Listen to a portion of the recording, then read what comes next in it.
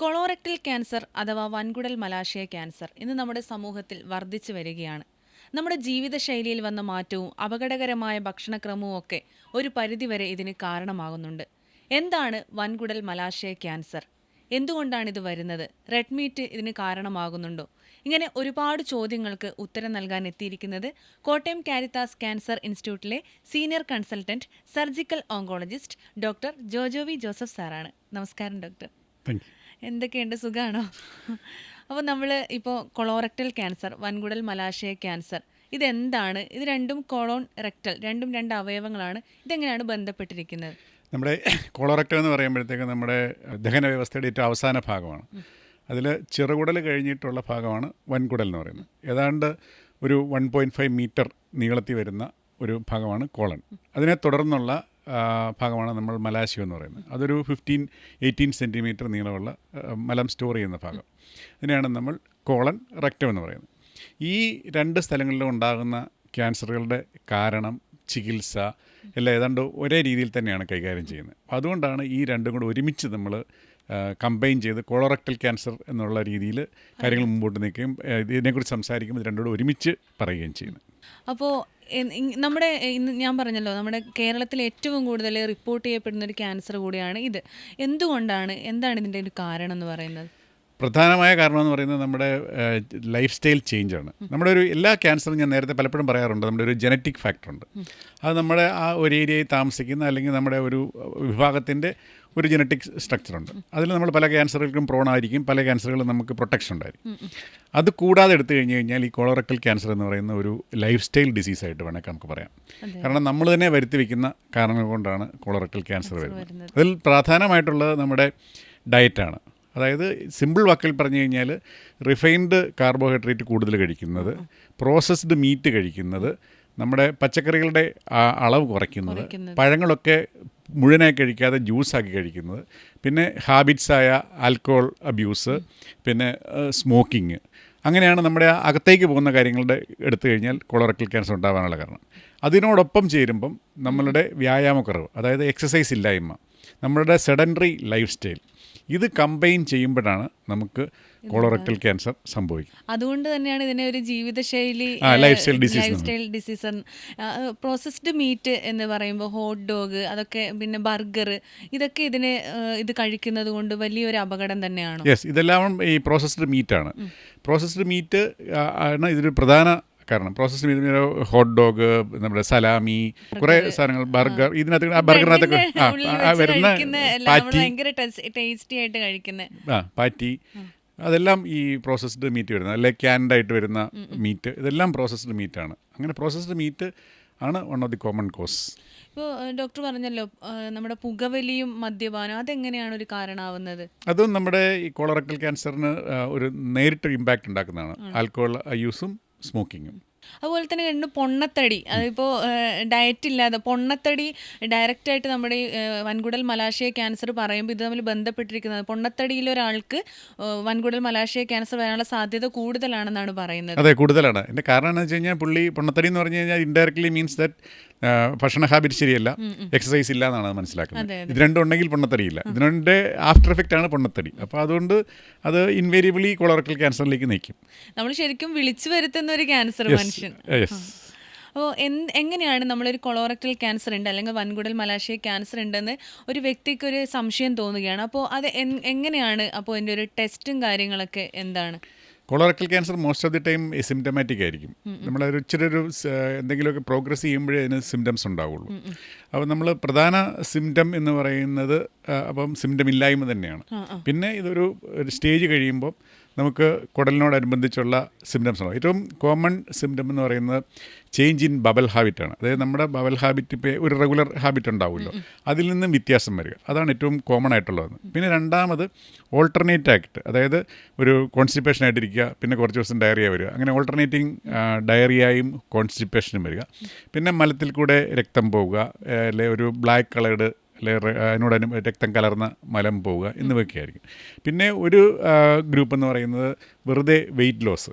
അതായത് നമുക്ക് പ്രത്യേകിച്ച് കാരണമൊന്നുമില്ല, നമ്മൾ ഭക്ഷണമൊക്കെ കഴിക്കുന്നുണ്ട്, അപ്പോൾ നമ്മുടെ വെയിറ്റ് ലോസ്, അതിന് നമ്മൾ സിഗ്നിഫിക്കൻറ്റ് വെയിറ്റ് ലോസ് എന്ന് പറയും. അതായത് ഒരു 6 മാസത്തിനിടെ നമ്മുടെ വെയിറ്റിൻ്റെ ഒരു 5 to 10% കുറയാണ് അതിന് നമ്മൾ സിഗ്നിഫിക്കൻറ്റ് വെയിറ്റ് ലോസ് എന്ന് പറയും. അതായത് നമ്മൾ പ്രത്യേകിച്ചൊന്നും ഡയറ്റൊന്നും ചെയ്യാതെ അങ്ങനെ വെയിറ്റ് ലോസ്. പിന്നെ വെറുതെ ക്ഷീണം, അനീമിയ പോലെയുള്ള സിംറ്റംസ് അങ്ങനെ ആയിട്ടും ഇത് പ്രത്യക്ഷപ്പെടാം.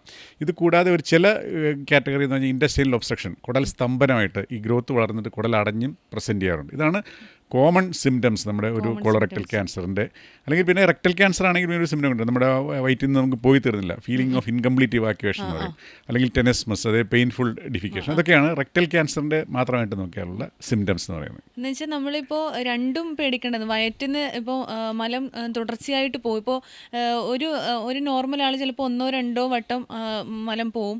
അപ്പോൾ അത് തുടർച്ചയായിട്ട് പോവുക, അല്ലെങ്കിൽ എന്താ പറയുക സോഫ്റ്റ് മോഷനായിട്ട് പോയിക്കൊണ്ടിരിക്കുക, അല്ലെങ്കിൽ വയറിലെ സ്തംഭനം പോലെയായിട്ട് മലദ്വാരത്തിൽ നിന്ന് മലം പോകാത്ത അവസ്ഥ, ഇത് രണ്ടും നമ്മൾ പേടിക്കേണ്ട അവസ്ഥ. രണ്ടും പേടിക്കേണ്ടതാണ്. നമ്മുടെ ആ റെഗുലർ ബവൽ ഹാബിറ്റ് ഉണ്ടല്ലോ, നമുക്കൊരു ഹാബിറ്റ് ഉണ്ട്, നമുക്ക് എല്ലാവർക്കും ഒരു ബവൽ ഹാബിറ്റ് ഉണ്ട്. ഒരു ദിവസം നമ്മുടെയൊക്കെ കേരളത്തിലൊക്കെ നമ്മൾ ദിവസം 1 പ്രാവശ്യം അല്ലെങ്കിൽ 2 പ്രാവശ്യം പോകുന്നവരാണ് സാധാരണ കോമൺ ആയിട്ടുള്ളത്.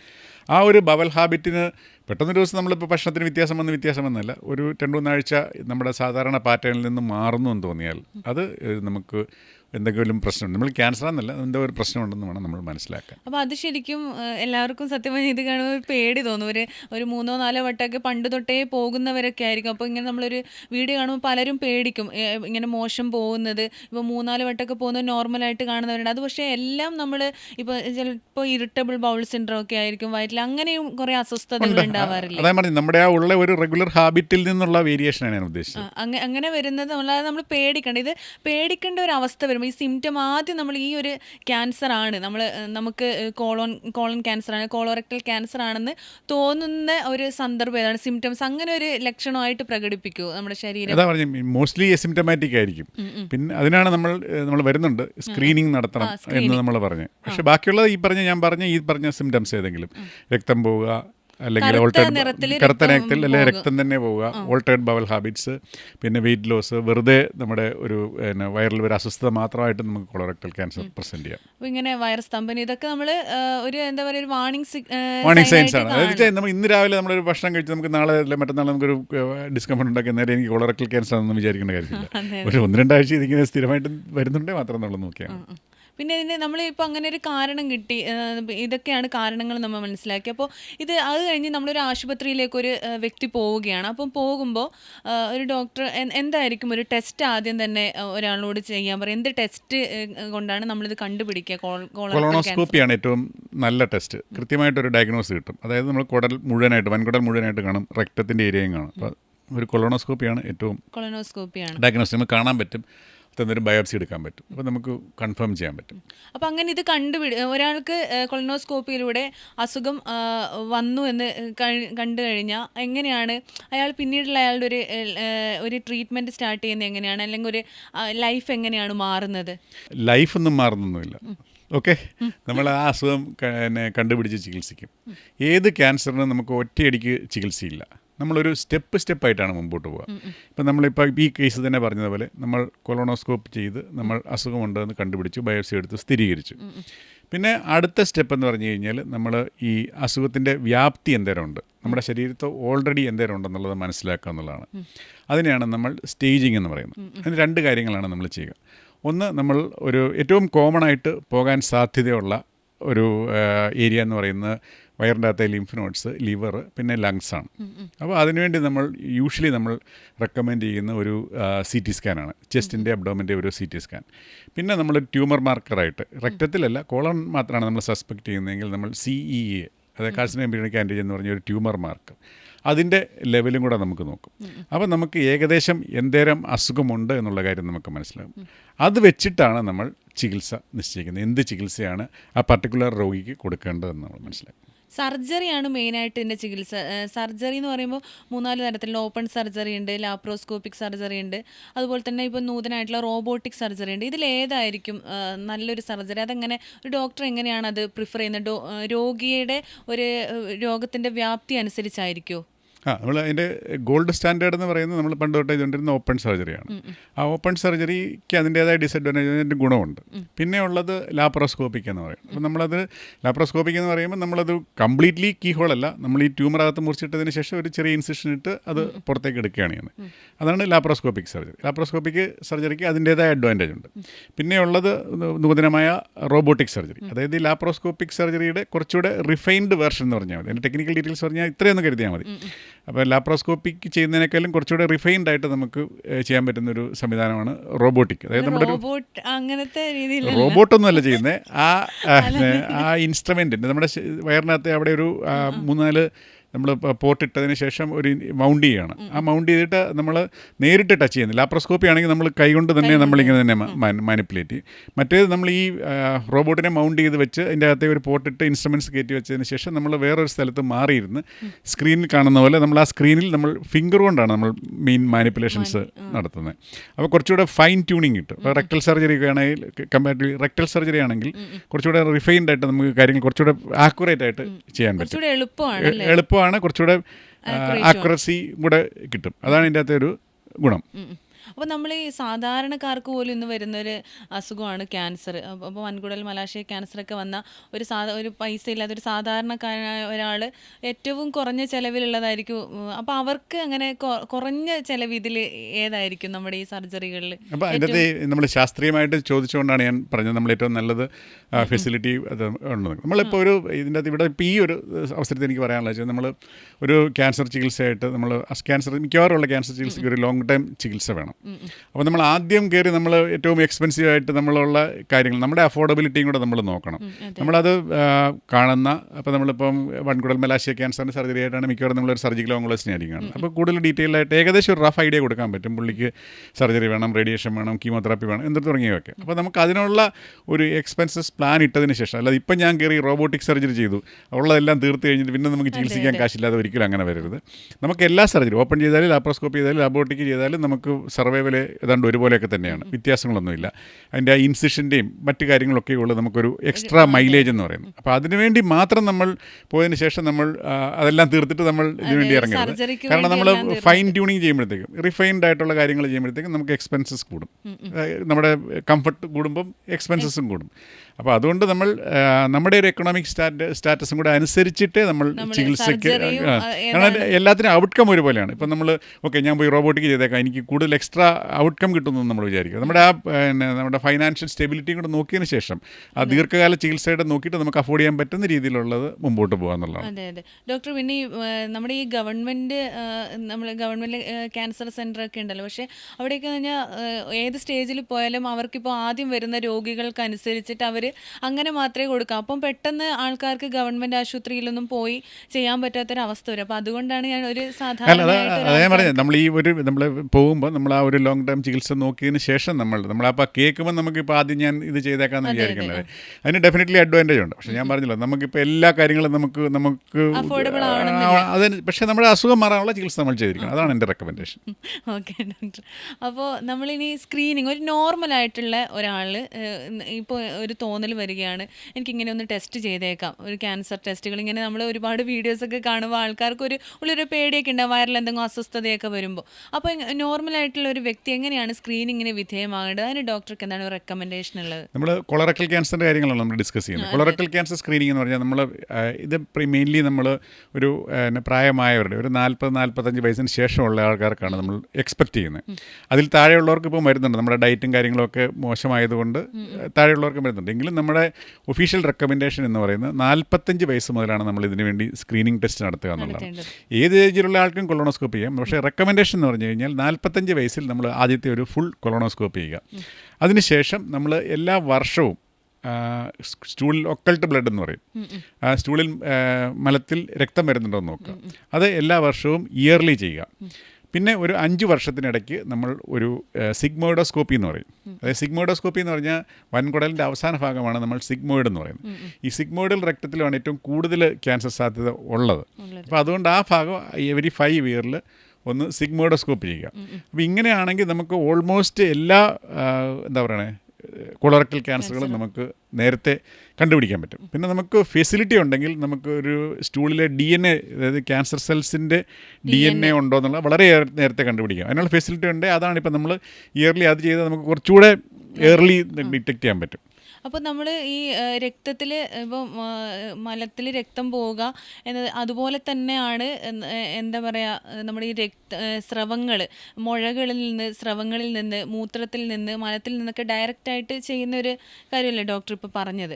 അപ്പോൾ അതുപോലെ തന്നെ ഒരു കാര്യം പറയുന്നത് കഴിഞ്ഞാൽ ട്യൂമർ മാർക്ക് എന്ന് പറഞ്ഞിട്ട്, ട്യൂമർ മാർക്കർ എന്ന് പറയും. Tumour tumour marker. അതാ ഞാൻ പല ട്യൂമേഴ്സിനും, അതായത് നമ്മുടെ ഈ ട്യൂമർ നമ്മുടെ ശരീരത്തിൽ ആക്റ്റീവ് ആയിരിക്കുമ്പോൾ അതിൽ നിന്നും ചില പ്രോട്ടീൻസ് അല്ലെങ്കിൽ അതുപോലെയുള്ള സാധനങ്ങളും രക്തത്തിലേക്ക് സെക്രീറ്റ് ചെയ്യപ്പെടും.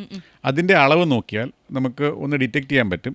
രണ്ട്, നമുക്കൊരു ട്രീറ്റ്മെൻറ്റിന് ശേഷം അതിൻ്റെ അളവ് കൂടുന്നതോ കുറയുന്നതിനനുസരിച്ച് ട്രീറ്റ്മെൻറ്റിൻ്റെ റെസ്പോൺസ് അറിയാൻ പറ്റും. അതിനെയാണ് നമ്മൾ ട്യൂമർ മാർക്കർ എന്ന് പറയുന്നത്. അത് പല ക്യാൻസറിനും പല ട്യൂമർ മാർക്കേഴ്സ് ഉണ്ട്. അല്ല, നമ്മുടെ കൊളോറക്ടം മെയിൻലി രക്തത്തിന് കുറവാണെങ്കിലും കോളറിൻ്റെ ക്യാൻസറിനാണ് അത് കൂടുതലാണ്. അതിനാണ് ഞാൻ പറഞ്ഞ CEA അല്ലെങ്കിൽ കാർസിനോ എംബ്രിയോണിക് ആൻറ്റിജൻ എന്ന് പറഞ്ഞത്. അതിൻ്റെ വാല്യൂ നമുക്ക്, അതാ ഞാൻ പറഞ്ഞില്ല, നമ്മുടെ സ്റ്റേജിങ്ങിൻ്റെ ഭാഗമായിട്ട് നമ്മൾ നോക്കും. അത് കൂടി വരുന്ന, നമ്മളിപ്പോൾ ചികിത്സയ്ക്ക് ശേഷം അത് കൂടി വരികയാണെങ്കിൽ അസുഖമുണ്ടോ എന്നും നമുക്ക് ബാക്കി ഡീറ്റെയിൽ ആയിട്ടുള്ള ഇവാലുവേഷൻ നമുക്ക് ചെയ്യാൻ പറ്റും. അതുപോലെ തന്നെ നമ്മൾ പല ക്യാൻസറിനും ഉണ്ട്. ഇപ്പോൾ പ്രോസ്റ്റേറ്റിനാണെങ്കിൽ prostate specific antigen PSA, ovary ആണെങ്കിൽ CA-125, പാൻക്രിയാറ്റിക് ക്യാൻസർ ആണെങ്കിൽ CA-19-9, അങ്ങനെ പല ട്യൂമർ മാർക്കേഴ്സ് ഇന്ന് അവൈലബിൾ ആണ്. അപ്പോൾ അത് നമ്മുടെ ചികിത്സയിൽ വന്ന ഒരു മാറ്റവും കൂടിയാണ്. അപ്പോൾ നമ്മൾ ഈ ലങ് ക്യാൻസർ ഒക്കെ പെട്ടെന്ന് പടരുന്ന ക്യാൻസറാണ്. അപ്പോൾ നമ്മുടെ ഈ കോളോറക്ടൽ ക്യാൻസറിൻ്റെ ഒരു സ്ഥിതി എങ്ങനെയാണ്? പെട്ടെന്ന് മറ്റ് ശരീര ഭാഗങ്ങളിലേക്ക് ഇത് വ്യാപിക്കുമോ? വ്യാപിച്ചാൽ തന്നെ ഈ ഓരോ സ്റ്റേജസിലും ഒരു പേഷ്യൻറ്റിന് ജീവിക്കാനുള്ള അവരുടെ ആയുസ് എത്രത്തോളം ആയിരിക്കും? നമുക്ക് ആയുസ് നീട്ടാൻ നമുക്ക് പറ്റില്ലല്ലോ. നമ്മുടെ എന്നാലും നമ്മളെ ലങ് ക്യാൻസർ പോലെ ഈ കൊളോറക്ടൽ ക്യാൻസറിൻ്റെ ഒരു പ്രത്യേകത എന്ന് പറഞ്ഞാൽ നമുക്കത് ഈവൻ മെറ്റാസ്റ്റാറ്റിക്, അതായത് മറ്റ് ഭാഗത്തേക്ക് പടർന്നെങ്കിൽ പോലും നമുക്ക് ഇന്ന് കൺട്രോൾ ചെയ്ത് നിർത്താൻ പറ്റും, ചികിത്സിക്കാൻ പറ്റും. ഏർലി സ്റ്റേജ് നമുക്ക് ക്യൂറബിൾ ആണ്. ചിലപ്പോൾ നമ്മൾ ഈ കൊളറക്ടൽ ക്യാൻസർ നമുക്ക് ആദ്യം കണ്ടുപിടിച്ച് അതിൻ്റെ കൂട്ടത്തിൽ ഇപ്പോൾ സൽപ്പോസ് ലിവറിൽ ഒരെണ്ണമുണ്ട്, ലങ്ങിൽ ഒരെണ്ണം ഉള്ളെങ്കിൽ പോലും നമുക്ക് ഈ രണ്ട് സ്ഥലത്ത് സർജറി ചെയ്ത് നമുക്ക് കൺട്രോൾ ചെയ്ത് വയ്ക്കാൻ പറ്റും. അതാണ് ഈ കൊളറക്ടൽ ക്യാൻസറിൻ്റെ ഏറ്റവും വലിയ അഡ്വാൻറ്റേജാണ്. അപ്പോൾ അതുകൊണ്ടൊരു ട്രീറ്റബിൾ ആണ്. സ്റ്റേജ് 4 മൾട്ടിപ്പിൾ അവയലിലേക്ക് പോയി കഴിഞ്ഞാൽ നമുക്ക് ചികിത്സിക്കാൻ ബുദ്ധിമുട്ടാണ്. എങ്കിലും കമ്പാരിറ്റീവ്ലി ഒരു ട്രീറ്റബിൾ അല്ലെങ്കിൽ ഒരു കൺട്രോളബിൾ ഡിസീസാണ് കൊളറക്ടൽ ക്യാൻസർ. നമ്മൾ ഇപ്പോൾ നേരത്തെ വീഡിയോയിൽ ഡോക്ടർ ലങ് ക്യാൻസറിന് ഓരോ ഇത് പറഞ്ഞല്ലോ. അപ്പോൾ അതുപോലെ ഓരോ സ്റ്റേജിലും നമ്മൾ 5 വർഷം കൂടുമ്പോൾ ഉള്ളൊരു ജീവിക്കാനുള്ളൊരു അതാണ് ഞാൻ ഉദ്ദേശിച്ചത്. അതെങ്ങനെയാണ് നമ്മൾ കൊളോറക്ടൽ ക്യാൻസറിന് ഒരു ഫസ്റ്റ് സ്റ്റേജിൽ പൂർണ്ണമായിട്ടും ഭേദമാകും, സെക്കൻഡ്, തേർഡ്, ഫോർത്ത് ഒക്കെ വരുമ്പോൾ അതെങ്ങനെയാണ്? ഇതിന് മറ്റേതിനെ അപേക്ഷിച്ച് കൂടുതൽ സർവൈവൽ റേറ്റ് ഉണ്ട്. ഈവൻ സ്റ്റേജ് 4 ആൾക്കാരാണെങ്കിലും ഇപ്പോൾ പുതിയ ആധുനിക ചികിത്സ അനുസരിച്ച് ചിലപ്പം 5 years 10 years ഒക്കെ മുമ്പോട്ട് നമുക്ക് നീട്ടിക്കൊണ്ടുപോകാൻ പറ്റും. അതുകൊണ്ട് കൊളറക്ടൽ ക്യാൻസർ കമ്പാരിറ്റീവ്ലി ഒരു ട്രീറ്റബിൾ ആണ്, കൺട്രോളബിൾ ആണ്. അപ്പോൾ അതുപോലെ തന്നെ ഇപ്പം മെയിനായിട്ട് നമ്മൾ ഈ രക്തത്തിൽ നമ്മൾ മലത്തിലൂടെ രക്തം പോവുക എന്നത് ഇന്നത്തെ ആൾക്കാർ അത് അവഗണിക്കുന്ന ഒരു ലക്ഷണമാണ്. അത് ഒരുപാട് തവണ വന്നെങ്കിൽ കൂടി പലരും അത് പൈൽസ് ആണെന്ന് പറഞ്ഞ് തെറ്റിദ്ധരിക്കാറുണ്ട്. പൈൽസിൻ്റെ ലക്ഷണവും ഇത് തന്നെയാണല്ലോ, നമ്മൾ മലം പോകുമ്പോൾ രക്തവും കൂടെ പോവുക എന്നുള്ളത്. അപ്പോൾ അതിനെങ്ങനെ നമുക്കത് കണ്ടാലും മനസ്സിലാവില്ല. അതെങ്ങനെയാണ് ഡോക്ടർ അതപ്പം വേർതിരിച്ച് നമുക്ക് അറിയാൻ പറ്റുന്നത്? നമുക്ക് പൈൽസിൻ്റെ നമുക്കറിയാം, പൈൽസ് മിക്കവാറും ഉള്ളത് ഒരു ലോങ് സ്റ്റാൻഡിങ് സംഭവമായിരിക്കും, ദീർഘകാലം ഉണ്ടായിരിക്കും. നമ്മൾ അത് ഏതാണ്ട് അതേ രീതിയിൽ തന്നെ മുമ്പോട്ട് പോകുന്ന ഒരു സംഭവമായിരിക്കും. പുതിയതായിട്ടുള്ള ഒരു ഇതായിട്ടാണ് വരുന്നത്, പതിയെ തുടങ്ങി ദീർഘകാലം നിൽക്കുന്നതായിരിക്കും.